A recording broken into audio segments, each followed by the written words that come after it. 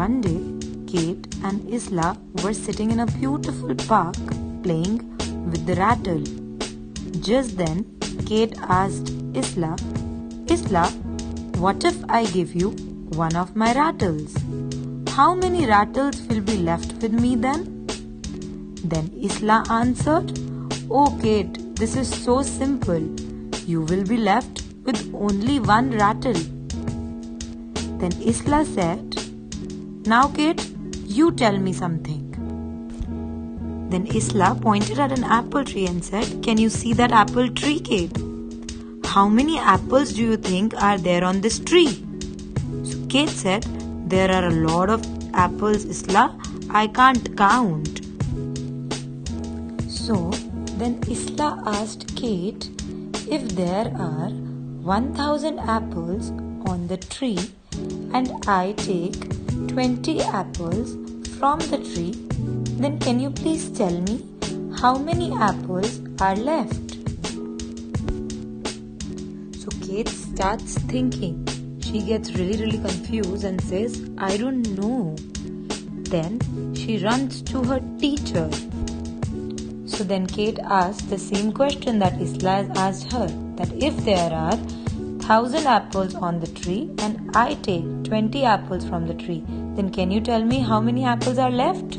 So this teacher explains subtraction with 1,000. So 1,000 minus 20 will give us 0 minus 0 will give us 0, and then we'll carry 1 and 0 becomes 10.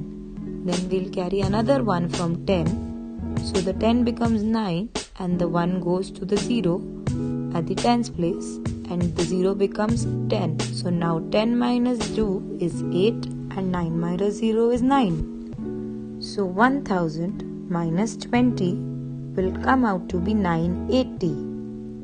Then Kate explains the process of subtraction of any number with 1000 to Isla. Then Isla says, "I have one more question, Kate." So Kate asks Isla, "Yes, please tell me. What do you want to know?" So Isla says, "If I take out a glass of water from a bucket, how much water is left in the bucket?" So Kate gets really confused. She says, "I don't know." Then Kate again goes running to her teacher to get her doubt cleared. She asks her teacher the same question. If I take out a glass of water from a bucket, how much water is left in the bucket? So then Kate's teacher explains her that yes, you can take one glass of water out of a bucket, but you cannot count the number of water that is there in the bucket or in the glass.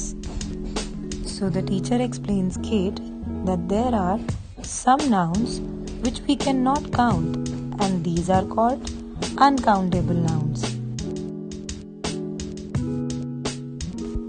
Then the teacher tells Kate that we cannot put a number before them. For example, 6 water? No. 3 juice? No. 5 bread? No. So all these are uncountable nouns. Then the teacher tells Kate that there is one more type of noun which is called countable noun. Then Kate's teacher explains her that most of the nouns are countable and we can put a number before them. For example, 4 cats. Is it correct? Yes. 10 skirts. Is it correct? Yes. Or 2 cars. Is it correct? Yes. So all these nouns like 4 cats, 10 skirts, 2 cars, these are called countable nouns. So after understanding the concept of countable and uncountable nouns, Isla asked Kate, "Are there any other form of nouns, Kate?" Then Kate says, "Yes, there are proper nouns and common nouns. For example, boy, dog, fort, car are all nouns as they refer to a person an animal, a place, and a thing.